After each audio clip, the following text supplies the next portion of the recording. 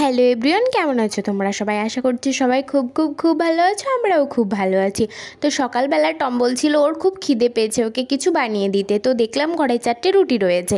তো আমি রুটিগুলোকে টুকরো করে নিলাম। টুকরো করে নেওয়ার পরে দুটো পেঁয়াজ কেটে নিলাম, নিয়ে নিলাম 4-5টা লঙ্কা, সেগুলোকেও কেটে নিলাম। কেটে নেওয়ার পর কড়াইয়ের ওপর দিয়ে দিলাম হালকা একটু তেল। দেওয়ার পরে দিয়ে দিলাম একটু জিরে ফোড়ন। দেওয়ার পরে যে পেঁয়াজটা আমি কুচিয়ে রেখেছিলাম সেগুলো তার ওপর দিয়ে দিলাম লঙ্কা কুচিগুলো। দেওয়ার পরে ওটাকে ভালো করে নাড়িয়ে চাড়িয়ে নেওয়ার পরে দিয়ে দিলাম যে রুটিগুলো টুকরো করে রেখেছিলাম আমি সেগুলোকে। দেওয়ার পর তার উপর দিয়ে দিলাম অল্প একটুখানি হলুদ আর একটুখানি নুন। দেওয়ার পর ওটাকে নাড়িয়ে নিলাম। নাড়ানোর পর তার উপর একটা কিছু ঢাকা দিয়ে দিলাম।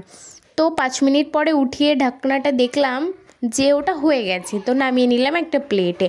তার কিছুক্ষণ পরে টম আমার হাতে আবার 4টে ডিম ধরিয়ে দিল, বলল যে এগুলোকেও আমার ওর সঙ্গে ফ্রাই করে দাও।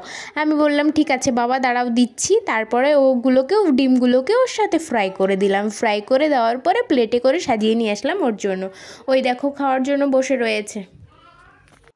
আর এই রেসিপিটা না আমি নিজে থেকে বানাইনি, জানো তো। আমি যখন ফার্স্ট টাইম রাজস্থান গেছিলাম তখন কাকিমা আমাকে এটা বানিয়ে খাইয়েছিল।